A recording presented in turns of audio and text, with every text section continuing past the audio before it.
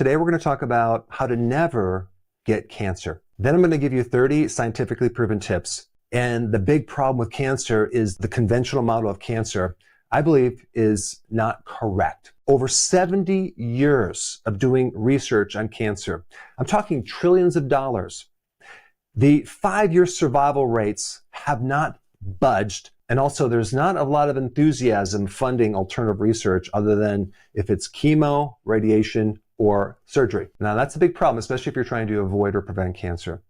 To be able to prevent cancer, you have to really understand cancer and exactly what it is, because the medical model says that cancer is a mutation. It's a spontaneous mutation of your DNA, and that basically means some alteration or change in the blueprints of your cells. Then the solution is to kill those cells and destroy those cells with chemotherapy, radiation, surgery, and that's pretty much the model of what the conventional viewpoint of cancer is. So that's conventional over here, okay? Let's take a look at another viewpoint on cancer, the metabolic viewpoint on cancer. And so in that model, you don't first have a genetic mutation. Instead, you first have damage to the mitochondria. That's the little energy factories in the cell as the first thing that happens. And then you might get a mutation down the road over here. What I'm trying to do is I'm trying to give you the foundation behind cancer of what it is, because if we don't really understand the foundation of it, all of these recommendations are not going to work because it's based on the wrong problem. What is a cancer cell? It's a cell that has lost its ability for the mitochondria to work correctly. The cancer cell has hijacked it. One really important thing about the mitochondria is that it needs oxygen to work. But with cancer, it can live without oxygen. And if we go back in history and look at the primary driver of what's really going on, the purpose of this whole thing is that these cells are just trying to survive. And they had to survive in different environments. In relationship to oxygen, they actually created a plan B. They created this other system of getting energy, and that's called fermentation. And this is why when they diagnose cancer and they try to evaluate it, they use what's called a PET scan. A PET scan is looking for areas in the body where there's this hyper metabolism of glucose, and it kind of lights right up because this cancer cell is fermenting like crazy, and it's hogging all of this sugar like a huge vacuum cleaner, just trying to suck all this sugar to try to get energy. It's trying to survive. And so then the PET scan is scanning the body to see what areas are in this hyper metabolism of glucose or fermentation. First, you're going to get damage in the mitochondrial cells in a certain organ, okay? So let's say, for example, you're a smoker and you have smoked for many years and all the smoke is going into your lungs. And then one day you get a virus, you get pneumonia. Pneumonia now is acting like a spark. So now you develop lung cancer. Another big trigger could be low amounts of vitamin D, since vitamin D is like the master regulator of the immune system. And then you let your vitamin D drop too low. Now that could be the trigger to colon cancer. So now let's go through the things that you can do to actually avoid cancer, okay? Let's start with number one, vitamin D. And it's very important in controlling your entire immune system. There are a couple different cells, so actually there's quite a few different cells in your immune system that directly target cancer cells. There's some great data that shows that in order to shrink tumors, you need to get your vitamin D blood levels above 90, but I would keep your vitamin D levels between 60 and 80 at the very minimum. That way we can keep enough immune support, because conventionally what they're doing is they're using chemo and radiation, and they're also killing off your immune system. But if you kill off the immune system at the same time, what then is going to prevent it from coming back? Because there's always a small amount of cancer cells that survive the chemo. We really need to maintain a strong immune system with vitamin D, okay?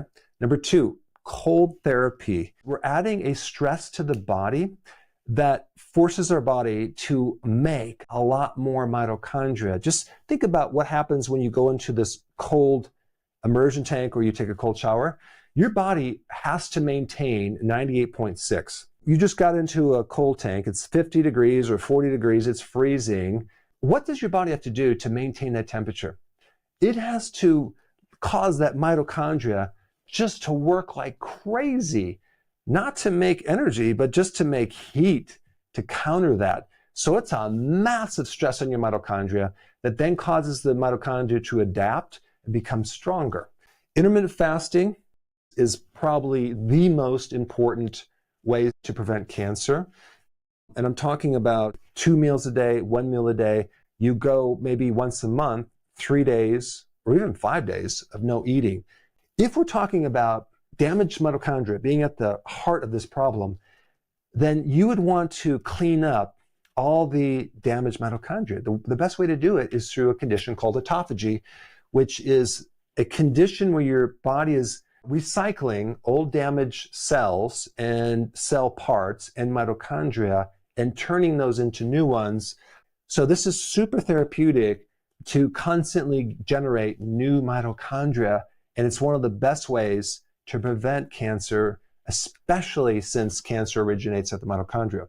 Number 4, if you're grilling steak or meat on the grill, that charring of the meat and the fat is carcinogenic to a certain degree. But if you add some herbs, garlic, thyme, sage, or even onions, you just countered that carcinogenic effect. And this is just a real simple thing to do because these herbs have all sorts of plant-based chemicals that protect you against cancer, but they also support the mitochondria. Number 5, if you're getting a CAT scan or x-rays, you're getting radiation, something called ionized radiation. I used to be an x-ray tech. I used to do portable x-rays at nursing homes for many years, and I never wore a lead shield.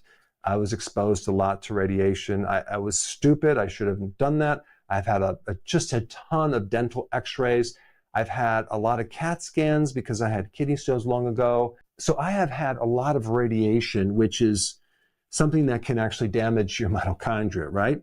Maybe you request not to get an x-ray so frequently. And if you do get an x-ray, make sure you shield that thyroid. And also, if you're going to get a CAT scan, see if they can do an MRI or an ultrasound just to reduce the radiation. Okay, next point here is folate. When you have a folate deficiency, it's very similar to being exposed by radiation as far as the damage on your DNA. So just make sure you have enough folate. You can get folate from dark leafy green vegetables, or even liver has folate. Number 7, methylene blue. It's one of the first drugs that was ever created. It's actually a dye.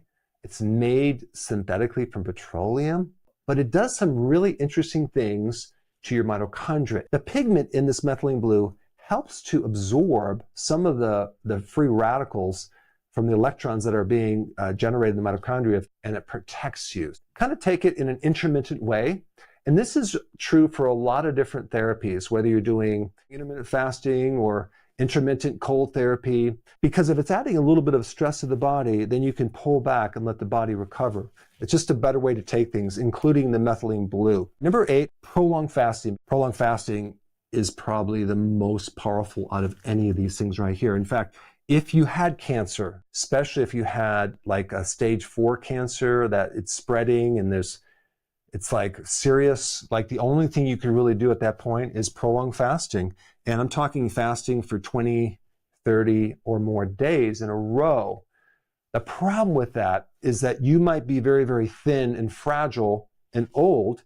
And the point is that you might not be able to survive that. So you'd want to do what you can do and then pull back, kind of go back to eating and then do fasting. But it's not just prolonged fasting you're going to do if you had cancer. You would layer it on different herbal remedies. But I just wanted to kind of put more attention on prolonged fasting right here. Number 9, the ketogenic diet, low carb. Why? Because what the keto diet does is it helps to correct insulin resistance. Insulin resistance is probably one of the biggest things that destroys the mitochondria. We're trying to make insulin more sensitive and stabilize the blood sugar so then the mitochondria can heal and you can run on ketones, which actually are very therapeutic to the mitochondria. Always do the healthy version of the ketogenic diet. Number 10, avoid snacking. Well, that probably would be covered in this intermittent fasting, but I just wanted to make another point about snacking, of what that's going to do. I would say out of all the things that a person could do that actually ends up creating insulin resistance, yes, carbohydrates, but it's also the frequency of eating. I think you should eat based on how much energy you really need. And so this really is an individual thing, but it's going to protect the mitochondria if you just give it the fuel it needs and then make sure you exercise at the level you need to use that fuel and not go crazy and overdo it. Next one right here is omega-3 fatty acids. That would be like cod liver oil or fish oil. This is very important to prevent inflammation, because if you're doing a lot of seed oils with omega-6, they're highly inflammatory.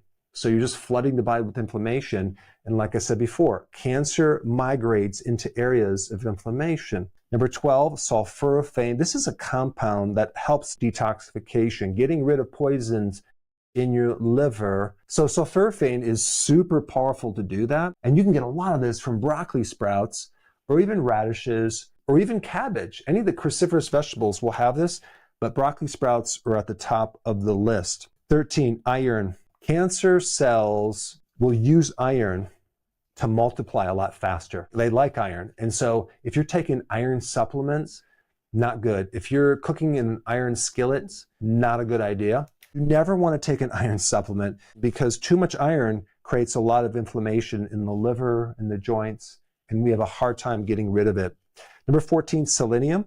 This is the trace mineral. You don't need a lot, but that helps you get rid of hydrogen peroxide in your body, which can create damaged tissues.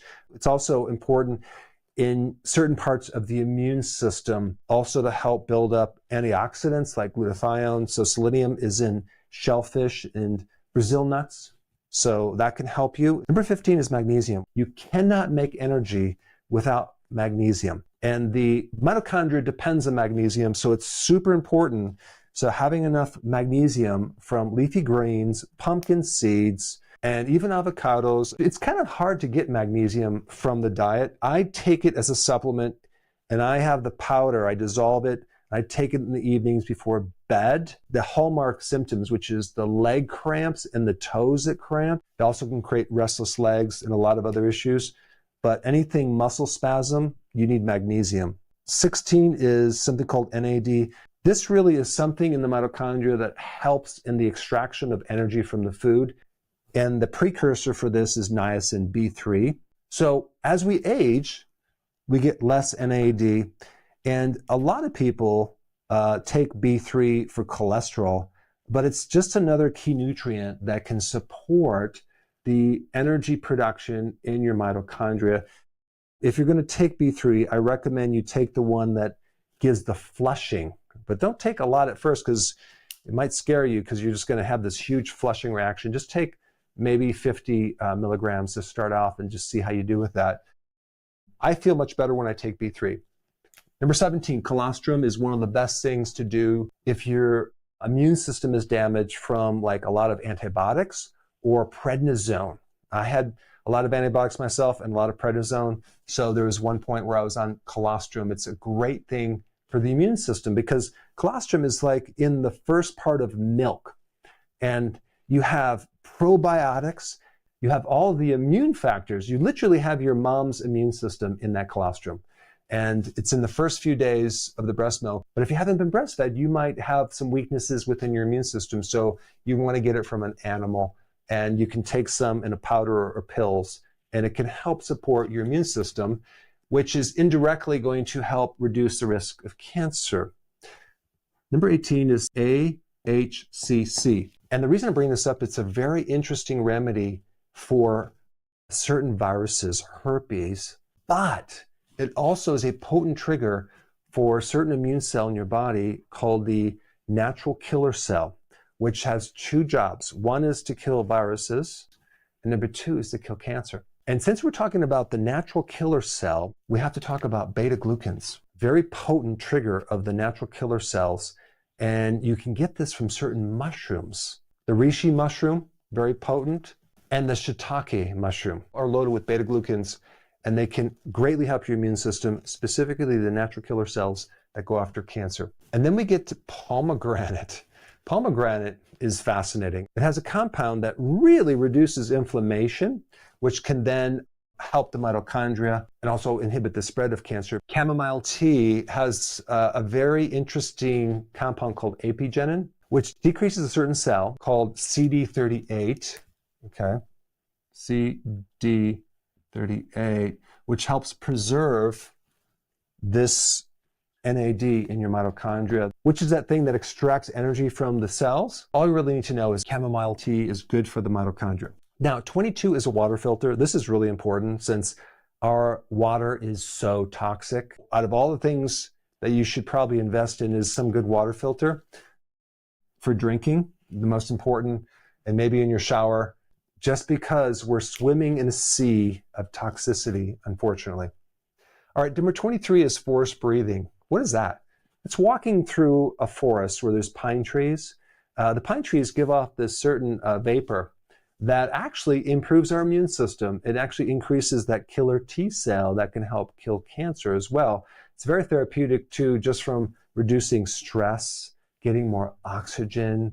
I always feel really good when I walk through a forest. Let's talk about green tea. Green tea has something in it decreasing what's called angiogenesis, which means the cancer cell is like hijacking and trying to get blood flow and resources by developing new capillaries in the vascular system. Well, green tea actually inhibits that process. All right, number 25, black seed oil. One of those remedies that just works on so many different things. It's a powerful antioxidant. It has research to help inhibit certain types of cancer, and it also supports the mitochondria. What a coincidence. 26, 27, 28 all increase oxygen. Remember, we're trying to get rid of the areas of your body with hypoxia and just flood the body with a lot of oxygen.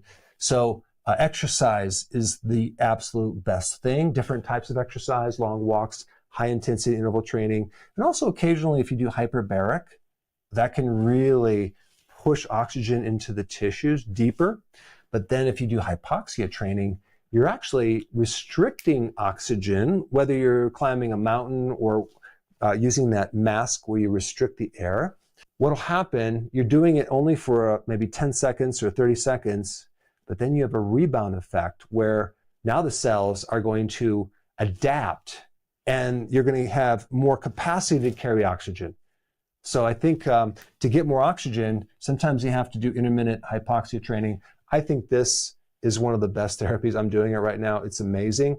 And you go to bed at night and you just like, your whole body is just relaxed. And then EMF, electromagnetic fields. If you're close to a Wi-Fi or a router or your computer, it's going to create a problem because EMF causes calcium to build up in the mitochondria and it destroys it. It's kind of like invisible tobacco. It's one of those things that's creating toxicity, but we don't see it, so it's not really on our radar. And number 30, avoid refined sugar and starches. That's probably at the top of the list as far as things that damage your mitochondria right here.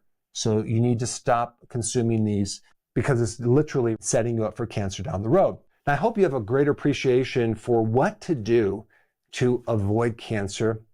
And parallel to this topic, I have over 280 different videos on it. It's vitamin D. And out of all those videos, the most important one relating to vitamin D is this video right here, which I highly recommend you watch right now. Click this video right here. Check it out. Yeah, this one right there. Click it. Watch it.